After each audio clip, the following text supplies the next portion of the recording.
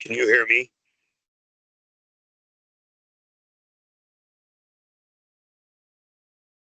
Okay.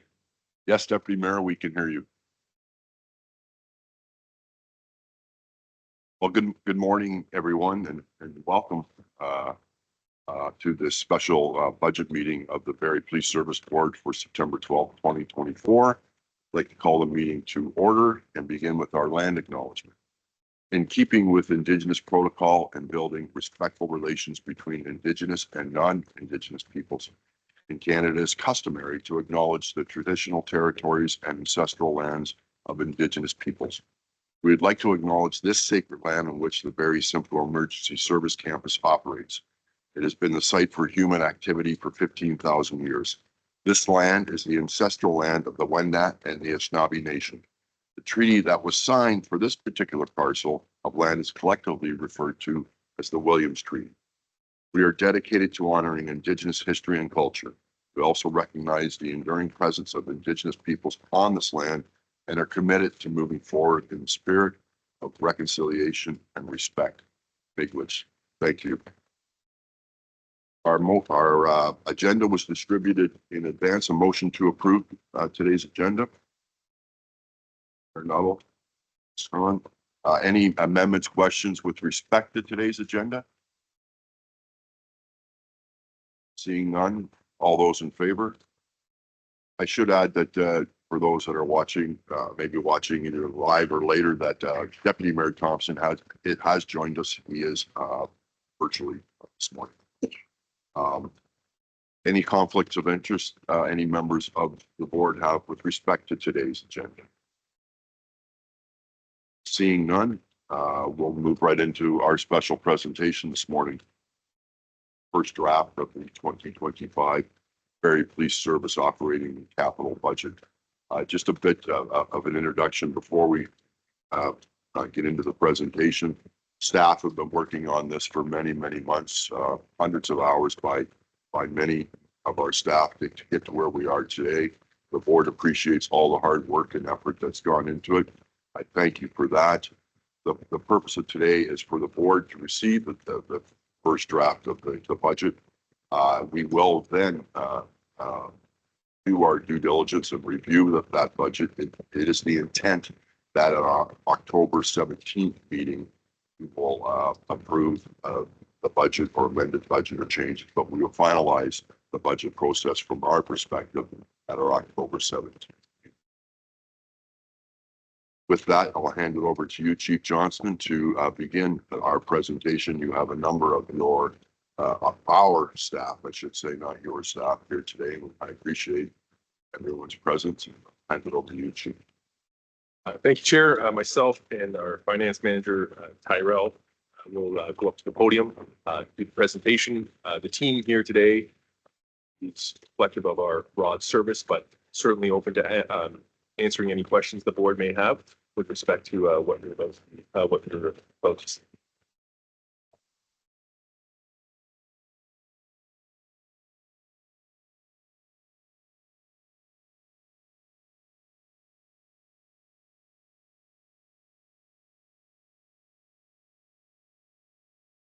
Good morning, members of the board.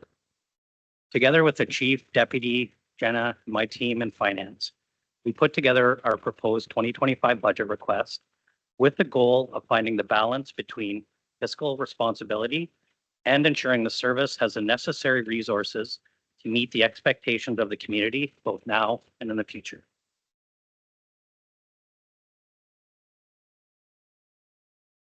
Like last year, we've identified three main themes of the 2025 budget.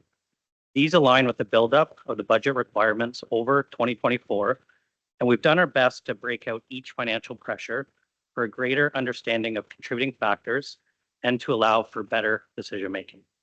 The three main themes are staffing and service levels, legislative requirements, and technology and innovation.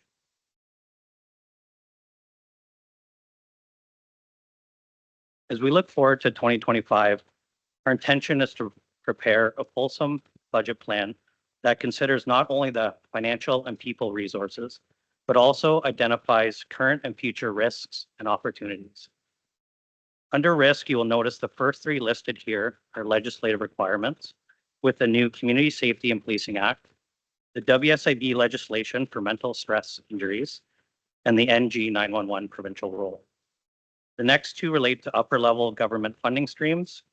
And finally, we wanted to recognize that we understand and appreciate the difficult economic environment that many members of our community are experiencing. As well, we will demonstrate throughout the presentation how the service, with the support of the board, has been able to leverage existing opportunities to minimize financial pressures, avoid significant risks and costs, and make strategic investments for the future. The first building block of our 2025 budget, we have labeled as 2024 carry forward items. As you may recall, when we built the 2024 budget, we did not have a collective agreement in place. The 1.16% you see represents a shortfall between the budgeted provision included in the 2024 budget and the projected actual cost of the new collective agreement.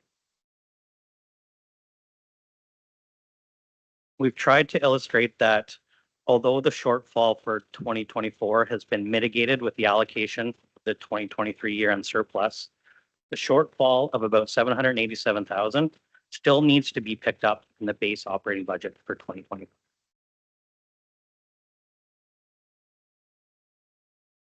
The 0.89% represents the full year cost of approved 2024 new positions. The sworn members were budgeted for a June 1st start date, and the new civilian positions were budgeted with an October 1st date. The annualization of these positions to account for a full year cost represent the 0.89 impact on the 2025 budget. And finally, as you may recall, we had an above average level of retirement costs in 2024. We had originally recommended the increase be funded from the operating reserve. However, the board's recommendation to accommodate this in the base budget has meant that we can now lower the expected retirement cost back to typical levels, resulting in a budget decrease of 0.53%. Would now like to invite the chief to speak to staffing and service to the community. Thanks, Ty. As we've stated in the past, our members are the core of the Barrie Police Service. We provide, and the service we provide to the community, and they are our greatest resource and represent roughly 95% of our total budget. Best measure service to our community is not the metric of our sworn authorized complement, which hasn't increased in the past 4 years in our growing city, but rather the metric of the number of deployable sworn officers that are available to work and support our community's safety and well-being needs. Our sworn officers not only respond to calls for service, but also conduct hotspot patrols, undertake proactive harm-reducing investigations, and engage with the community. With the board's support, we've been closing the gap between authorized complement and deployable officers each year. For 2025, we've continued with this strategy to replace 6 members who are currently off on WSIB with mental stress injuries and who are not expected to return to work. We believe it's necessary to continually review and analyze our existing resources to ensure we are positioned to most effectively allocate resources to our frontline members and provide the highest level of service to our community. In the past 18 months, we've made several organizational changes to remain lean and focused on community response. I would like to invite Staff Sergeant John Brooks from the Barrie Police Service Association to speak to the impact the additional resources are having on the frontline platoons.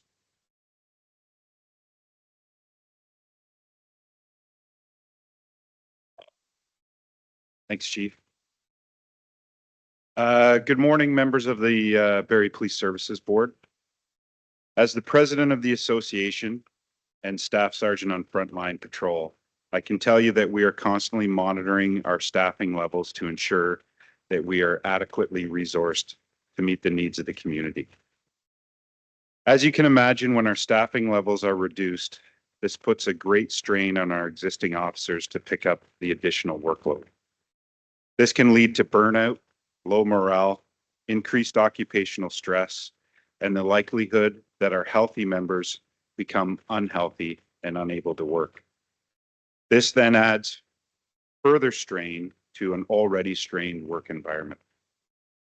With the additional resources provided in 2024 through the board's commitment to replacing members off on mental stress injuries, and the chief and the senior management's commitment to refocusing and bolstering the frontline resources, we are in a much better position than we've been over the last several years. Although we have made good progression, I urge the board and the senior management of the service to continue with your efforts in increasing our deployable resources. With the city's continued expansion, it is imperative we continue to grow and prepare for the future strain that will be placed on our policing resources. Additionally, I would like to acknowledge the board and the service for your focus on the additional supports for member wellness and mental health. They are greatly appreciated and meaningful to the membership of the Barrie Police Service. On behalf of the association, we want to take this moment to share our appreciation with the board's continued recognition of the importance of supporting the well-being of our members. Thank you, and I'll turn it back over to the chief. Thank you, Staff Sergeant Brooks.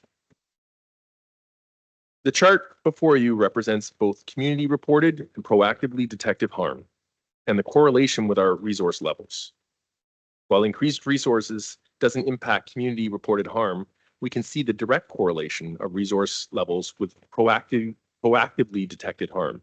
We believe this is where we can make the greatest impact and reduce and deter overall crime within the city.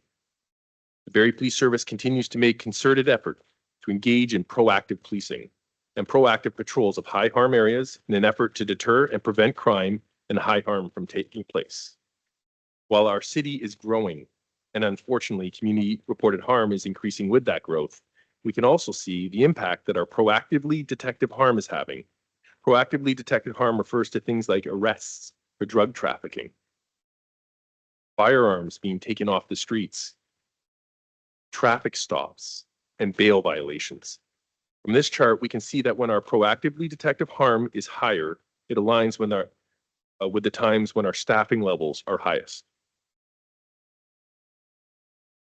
The city is growing and changing, and with that comes an increased number and complexity of calls received. Our CAD-created events or calls for service have increased by 28% since 2017, and the demand on police resources to support community safety is greater than ever. And back over to you.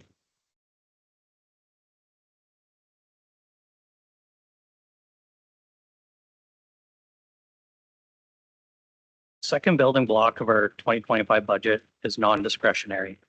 These are areas of the budget we have little or no ability to influence due to contractual, third-party, legislative, or necessary requirements to meet the needs of our growing city. Salaries for 2025 are a direct result of the prescribed wage increase within our contract and include all reclassifications, transfers, promotions, premiums, and retirements. Benefits reflect provisions within our new contract. However, the overall impact has been minimized through our recent shared open procurement with the city to ensure our benefit providers are providing competitive rates.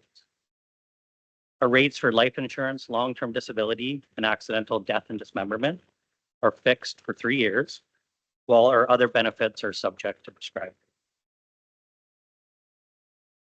Legislative impacts represent provincial directives that impact our budget. The chief will speak to these more in detail shortly, but I will highlight, as you can see, that we have proposed an additional communicator position in 2025 budget in anticipation of the increased impact coming from the NG 911 platform, as well as overall volumes being experienced in this area. Pricing increases being experienced from vendors and existing contracts represent 0.28% increase over our 2024 budget.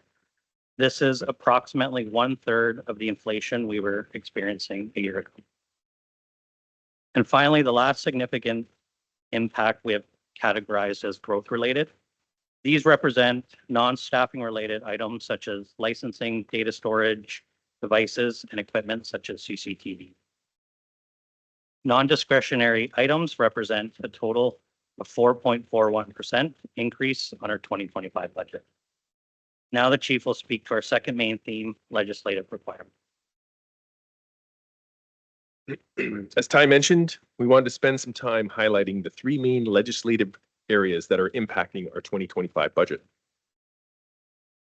The first relates to the WSIB legislation that was first introduced in 2016 and supports members that are suffering from mental stress injuries. This is a topic we have covered in detail over the past few years, and one that will continue to present a significant financial impact to all police services in the coming years with the frequency that first responders are exposed to traumatic events. The chart showcases the increased mental stress injury claims across the province in blue, and how the Barrie Police Service has been able to minimize and sustain our relative percentage of claims compared to the province.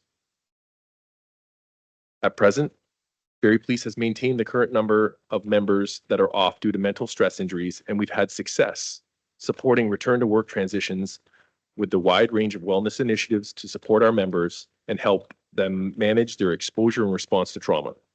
By building a strong preventative and early intervention program, we hope to protect our members from experiencing negative mental and physical health impacts related to their work.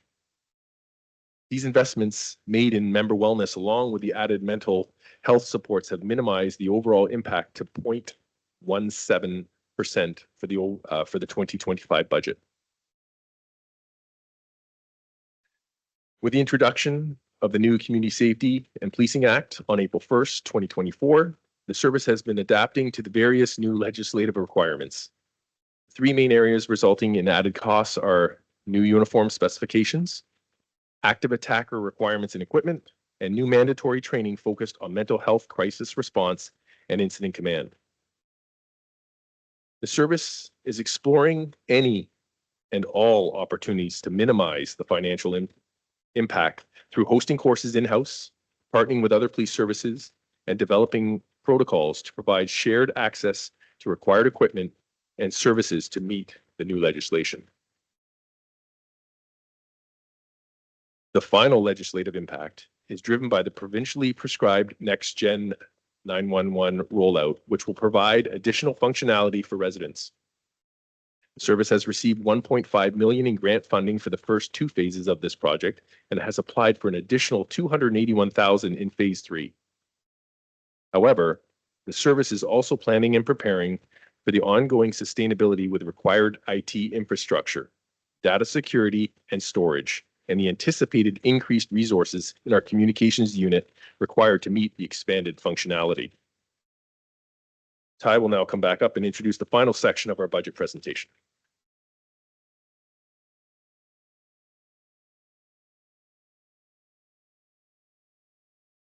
We've categorized the final building block of our 2025 budget as discretionary.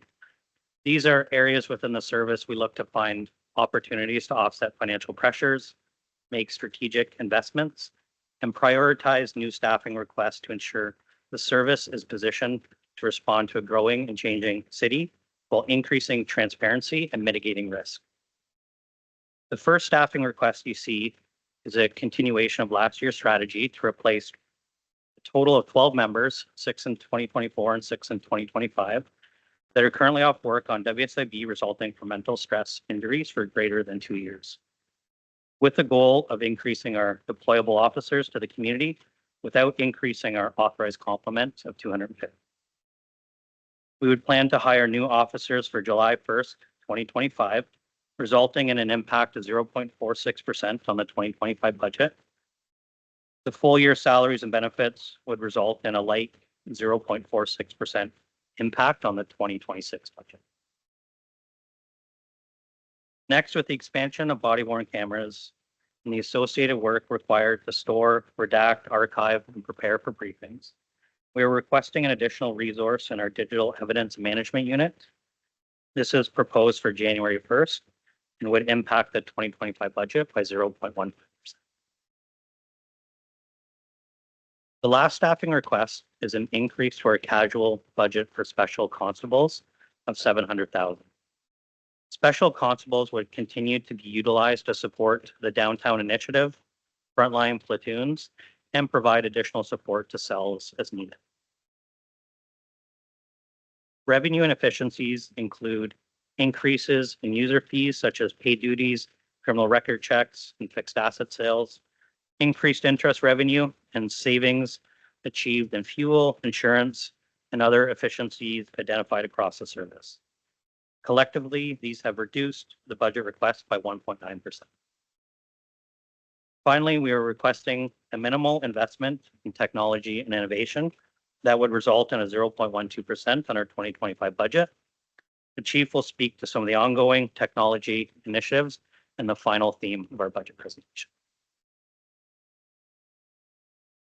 As you're probably aware, I believe in the value that technology can bring to our organization. Recently, I had the opportunity to visit the headquarters of the Chicago Police Department and see firsthand the impact of technology on real-time operational policing in a large city. Although the Chicago Police Department is one of the top three largest police services in the United States, NYPD being the largest, I believe the Barrie Police are perhaps further ahead in some aspects of our technology, while still remaining cognizant of our fiscal responsibility. The technologies listed here are a few of the ways that we are enhancing our capabilities as a service, increasing safety and transparency to our community, protecting our members, and developing the infrastructure to be future ready for our growing and changing city. As always, we explore all available grant funding opportunities to help offset the investments we are making in technology. And the net impact of these and other technologies are 0.12% on our 2025 budget.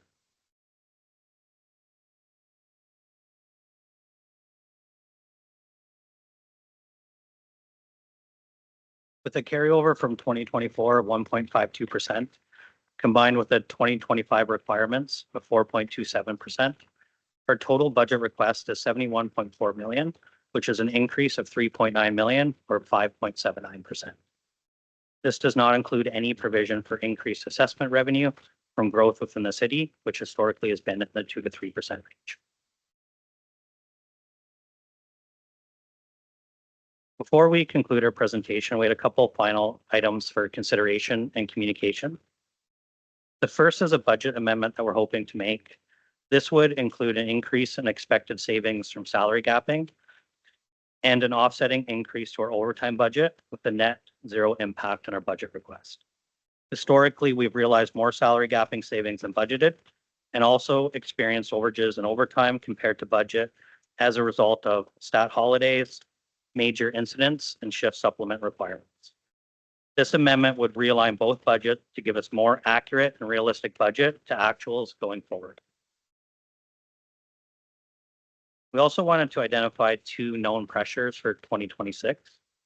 The first would be driven by the 2025 staffing requests, resulting in a 0.56% increase in 2026 with a full year annualization. The last item is related to our existing tasers for sworn members. Our current tasers are end of life, and the service is waiting for the approval and distribution of the new Taser 10 model, which will come with increased functionality and effectiveness. We will continue to research and work with our current vendor to mitigate financial pressures, but we believe there will be a significant cost coming in late 2025 or 2026. With that, we'll turn it back to the board for any questions or directions on the proposed 2025 budget requirements. Thank you very much, gentlemen, for your presentation. Staff Sergeant Brooks, thank you for taking the time to speak with us this morning. The board been very clear that the relationship between this board and the association is critical to the success of the service and servicing our community members. So thank you for your continued support, John. Any questions from the board for the chief and or Mr. Turner? John? I'll probably have several questions, but I'll start with one and go from there.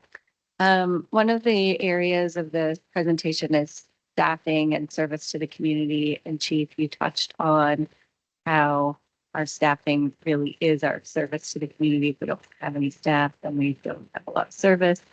And we spent some time in the presentation discussing the 250 complement of sworn officers.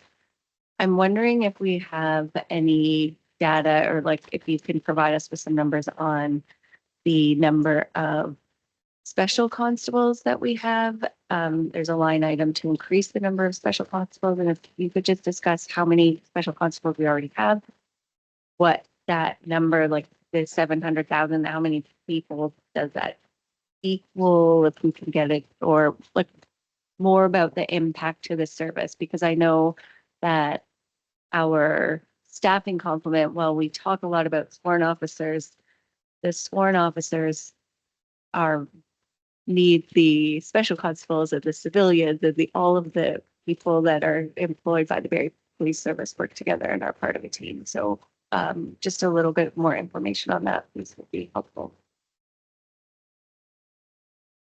Certainly, before I turn it over to our HR manager, Steve, Allen, with specific answer with the number, because it doesn't actually equate to people per se, it's the hours available to work. But I do want to recognize the point. Yes, it's that 700,000. It's for the special constable, the casual pool. But the reality is, obviously, there's an interrelationship with every single person in this room, but every area, and they all rely on each other. So the value of having that to support frontline operations is incredible, and our ability to redeploy in some aspects people to the front line was a direct result of that. So with that, if it's a agreeable, Chair, I'll hand it over to our. Good morning, and thank you for the question. My answer is maybe a little bit less specific than you would hope for. The $700,000 contained in the budget is an increase to our casual special constable salary pool. The number of casual special constables that we have can fluctuate wildly at different times of the year, because one of the things that it is the de facto cadet program for our sworn hiring model. So when we bring on a casual special constable, we do that for a number of reasons deliberately. The first of which, the contractual definition for casual employment is somebody who is not guaranteed any number of minimum hours and is scheduled as per the operational needs of the service. So their hours of work based on demand, pilot projects, time of year, et cetera, can vary from 0 to 44 per week. Typically, we're running with a number of around 30 casual special constables, but if for whatever reason they apply for and receive full-time positions here, and we have another intake, it can decrease or increase by as many as a dozen at a time. There's certain employment advantages to that, being, we're not making a commitment to a full-time employee, we're making a commitment to a budgeted number of funds to deploy that resource within the community. But I hope that is at least a little bit helpful in letting you know where we're at. We do have a core group of 14 full-time special constables, which have been long-standing positions, but the lion's share of those are non-full-time members, either being on contract within this facility or casual members working primarily at courts and in other areas that was probably.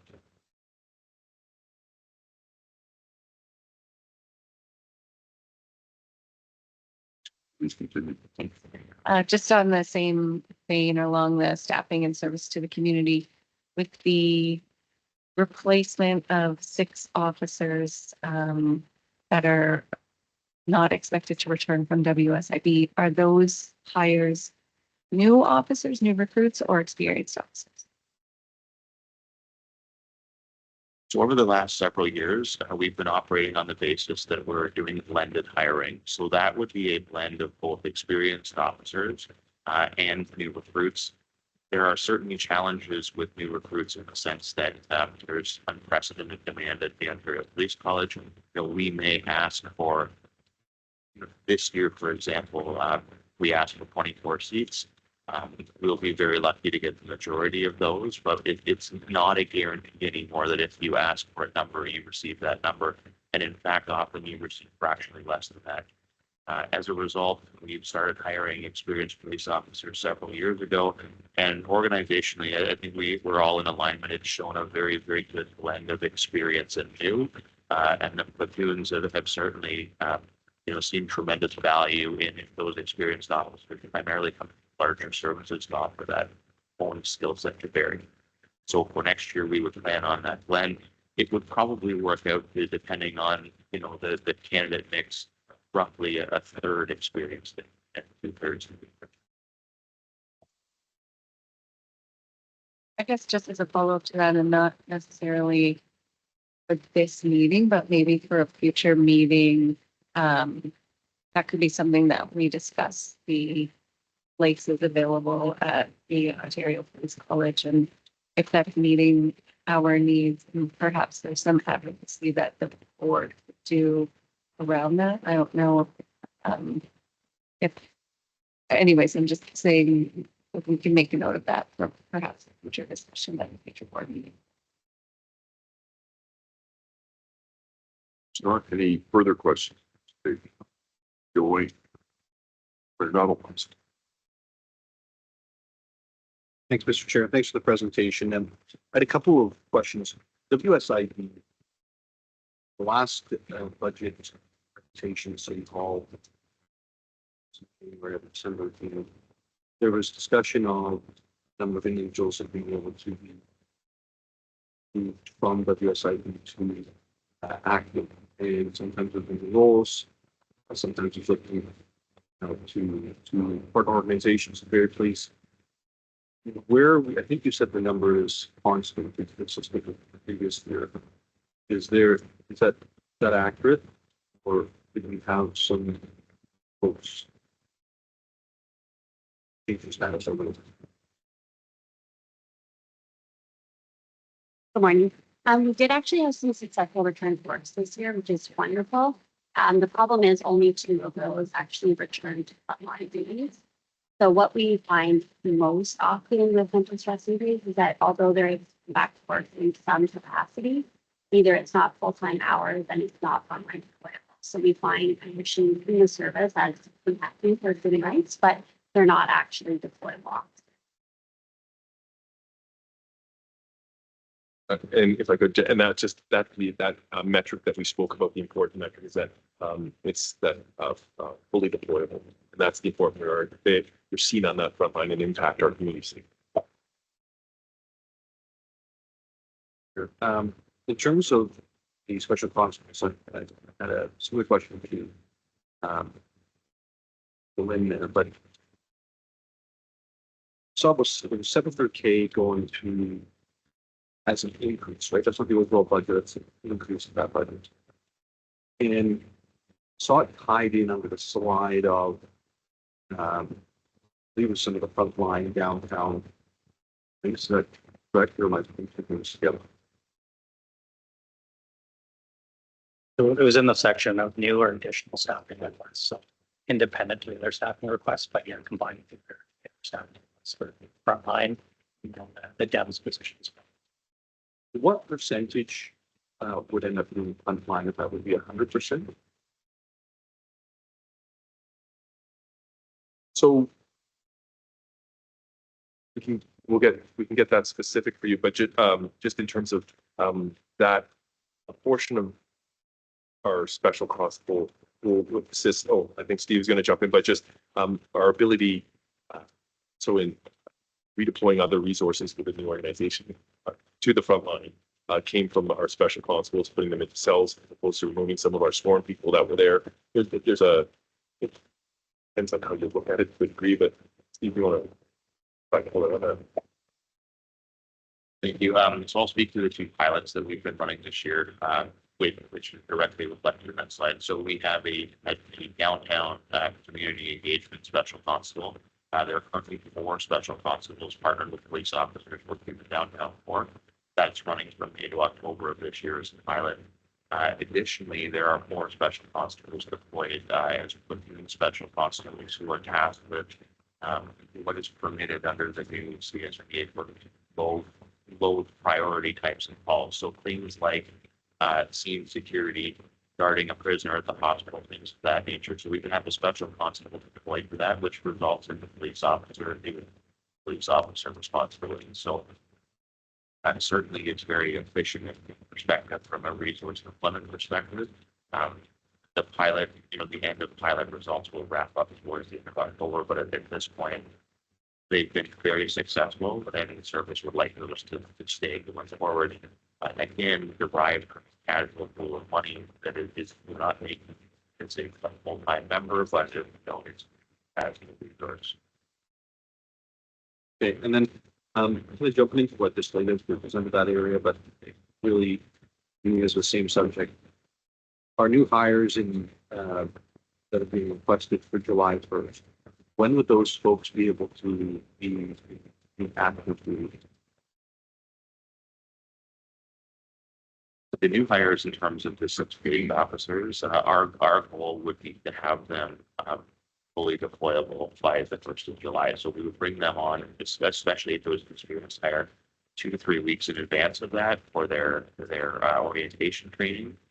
A brief coach officer period, and that would be a fully deployable frontline resource for those busy summer months. For the October meeting, could you provide us with what the change in request would be? If we were to hire them as a paid person, 75. Is that even possible as well to get that back to work for the FOP? So in recruiting, we always enjoy challenges and would love nothing more than to rise to that task. And I think we can provide that confidence. That's it. Mr. Khan, please. Thank you, Chair. And first off, Staff Sergeant Brooks, thanks again for providing that insight and feedback. And I know it's something that even when you're not in the room is on our minds. So it's good to know that your members are doing well. So thanks for that. Through you, Chair, to Chief and Mr. Turner. I'll do my best not to repeat any of the questions. One of the things that came to mind, Mr. Turner, when you were speaking was your mindfulness of the economic pressures within the community. Kind of two-parters or looking at it two different ways. What are some of the things that you've taken into consideration that we can be aware of won't be compromising anything? I know basic delivery and mandatory legislative delivery, absolutely, but other things that won't be compromised that we can take into consideration or that you are aware of? And what would you have done differently had you not had to take that into consideration? I'd just like to get some idea of what that looks like. Would just start by saying that, we spent quite a bit of time with the chief and the leadership team kind of going through line by line of our budget to make sure that everything that's included in there is, a need, not a want. And I think that's reflected in the revenue efficiency section. We also look to maximize any revenues where we can. So, starting internally, I think that's the starting point for us to see, where we can find those savings and efficiencies within our budgets. And we've done our best to try and bring that forward. The difficult part is that obviously the non-discretionary or non-controllable areas, those are such a significant, part of our overall budget. So, there's very little room to, have discretion in those areas. The only area that really, we have influence or have more influence is the discretionary areas. And those tend to be more on the staffing and additional services that we're looking to take on, very minimal investment in technology and then efficiency. That's kind of how I break it down. I'm going to jump on there as well. And I just, with respect to the technology, and as I had mentioned, line by line, looking for those savings and credit across the board to the team. But in IT in particular, there were a number of projects I wanted to drive forward. And not that we scaled them back, but it had to be looked at from a different perspective. Again, from a public safety perspective, we want to know what's going on in our city. There was a desire to look at all of the on and off ramps and across the city where we could have cameras set up in terms of, we have missing people, elderly, vulnerable children, and you live and breathe it every day when you see it in the media. We have crime that occurs, mischief, for everything from mischief, car theft, which is a plague right now within Ontario and Canada, to the incredibly violent acts and our attempts to investigate those. And so exploring our ability to, purchase and allocate cameras to various places within the city, in addition to what we already have. With respect to IT and our ability to do that, we're now looking at partnering with our city and accessing those cameras after a thorough and very robust privacy impact assessment. It's just re-looking at different ways of doing it. We're looking at victim choice reporting, where the individuals are able to call in using software that's now available. That it's a virtual call with a police officer sitting there, and they discuss the call. The initial product we were looking at, magnificent, incredibly expensive. IT does a lot of diligence, and we found a far, I would say, a superior product at a fraction of the cost. So everything that we were looking at to minimize the impact for the taxpayer, but recognizing there's still a demand for a high level, superior level of public safety. Thank you both. I think, Chief, you touched on my concern, and I'd like to remain mindful of it while we are being conscientious of budget and those fiscal constraints that everybody is feeling. I can't help but think that that's also playing into the cause of the increase in calls for service and the types of service and the types of crime or nuisance crime or things that we're experiencing as a service and as a community. And I want to make sure that we don't see a double negative in terms of the results to public safety and just overall community wellness. To be fair, with growth comes the growth of all areas, prosperity, but also those and the challenges that come with that. We're an incredibly fortunate city, but we still experience the pains that every other city in Ontario and Canada does, especially with the opioid addiction and homelessness and the challenges we face. Social disorder will grow with some relation to the growth of our city. And we are growing as a city, and it's a positive, healthy growth, but we are still faced with those challenges. So regardless of what we do, and we will address it, there's an expectation and a realization that the demand on our police service will continue to grow as a result of the growth of the city, which is normal within any given population. Thank you, Chief. I did notice just under the legislative, you identified a couple of areas, including active attacker. I didn't notice public order. Was that just because it's not I believe under the act, the public order element or unit is required? Is it that we have it, but there's no actual budgetary impact? Is that why it's not on the list? There are a number of new requirements. That is not a new requirement. It's been there at carryover. And with respect to our use of, while we do not currently possess a public order unit, looking at the responsible as a police service, we look at what resources are available, and we don't simply look at our borders.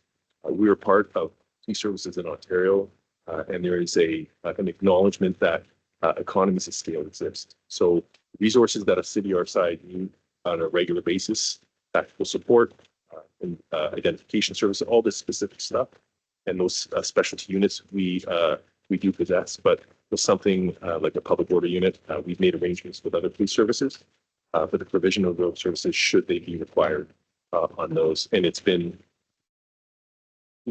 not COVID, but I'm trying to think of the time where we've had a unit that was never used locally deployed and has yet to within the last 27 years that I've been here. So it is possible, but we do work in the realm of what challenges we face right now and into the near future. And right now, that's we've made arrangements to have that provided for us. Thank you. Deputy Mayor Thompson, who is joining us virtually. Any questions from you, sir? Thanks, Chair. Actually, I don't have any at the time. I went through the budget and stuff first. I just want to thank the team. Lots of hours go into this, and understanding the financial environment that we're in. So I do appreciate all the work. The only thing I would ask, and I know the chief had started doing this, that when the budget is accepted by the board and the service, if we could set up the meetings with other members of council to give them the opportunity with you and Ty to understand our budget on an in-depth perspective. That's it. Thanks. Thank you, Deputy Mayor. That is our intention to reach out to every single counselor with the intent of inviting them or meeting them wherever they want to meet. We want to answer any questions that any of the counselors may have, because at the end of the day, it is about transparency to this police service. We want the public to trust us. We need to be as transparent as possible to explain, where those valuable tax dollars go and why they're being spent in the way they are. We cost money. Public safety costs money. We acknowledge that. But it's necessary. And we're unapologetic about it. It is necessary. And so we will articulate why we're asking for what we're asking and its intent and its purpose. That is our role.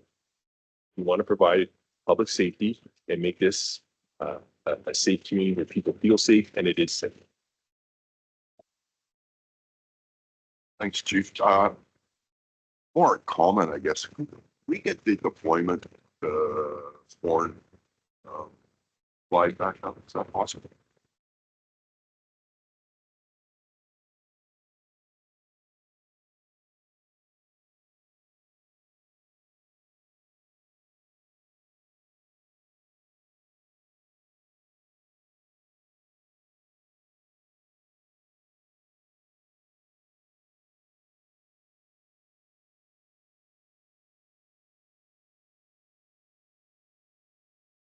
Thank you. This slide to me is the most critical in terms of our budget, and I guess I know I speak for the board that we're extremely proud that we're shrinking that gap, and that gap is critical. It's still there. We're still short 12 to the magic 250, and the magic 250 hasn't moved in 10 years. So at some point, the upper line's got to change as well. With the city growing, the city's going to be 225,000 people. So, it's one thing to close the gap between the 250 number, but when does that 250? It's not more a question of just we need to put thought to shrinking that gap, and then looking at actual increase in what the resources we need to provide the service to our community. So I'm proud that we went from 219 to 238. I want to see it to go to 250 as the objective of the board. And then that 250 needs to be looked at to say, should it be 275? At some point in time, unless we find the magic pill, that number is going to have to increase in order to provide the service that the citizens of this city expect our police service. It's more a statement, but I am extremely happy that we continue to grow again. And I think part of the reason why staff, Sergeant Brooks, the association, that slide is extremely important. We should continue, and that's the biggest cost of our budget is that slide. It says a lot, and we wouldn't be able to go forward without the efficiencies that we found elsewhere in our discretionary part of our budget. That allows us to keep the request down. My last comment is I have talked to a number. I had the opportunity to talk to a number of other board members, and the challenges they're facing are significant as well. So this isn't unique to the Barrie Police Service and the cost of providing services to the city. We're going to see a challenge right across the entire sector, and the numbers that are going to be requested, the challenges we have in the area of recruitment. It's great that we say we want to get an additional 6 officers. It's not an easy process at today's time. So it was a little bit of an editorial and not a question, but as the chair, I took the privilege of doing that. Any other questions from any board members at this stage?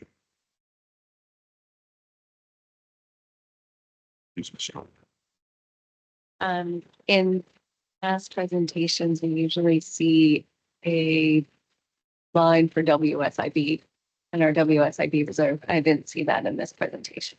Can you just let me know why? The last 2 years, we've increased our contribution to the WSIP reserve, went from 300 to 500 to 700.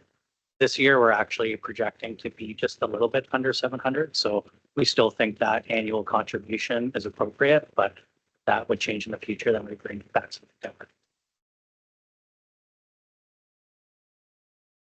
Good news. Any other questions from the board or Deputy Mayor Thompson? Any final comments, Chief, before we conclude the meeting? Thank you, Chair. I want to pass it over to our Human Resource Manager, Steve Bound, because you're appreciative that that our board is cognizant of our growing city and we look at that 250 number, but you're also future focused, and we know our city is growing and the challenges are growing, but we're already looking for that. And Steve, do you want to? Yeah, thank you, Chief. For you to the board, we're always looking at our HR strategy, we're fiscally responsible lens. And that's one of the main reasons you haven't seen an increase in the ask for the number of 50. That number has been flat for a number of years going forward. And we're taking really a multifaceted approach there. We're right now very, very interested in some special constables for appropriate, efficient, and effective deployment. We see very positive results in that state. That may be an area of growth in future HR acts. Right now, our plan is written, and it is a fluid plan based on the demands of a growing city. We will not see a request from us for that number to change until 2027. It is in our strategy to ask for 2 additional police officers and new in 2027 and 2028 to add 1 additional police officer, so the 4 in total, 1 for platoon by the end of 2028. Thank you, Mr. Bell. Anything else? Not seeing anything. Our next board meeting is a week today, September the 19th. That's our normal monthly board meeting. A motion to adjourn.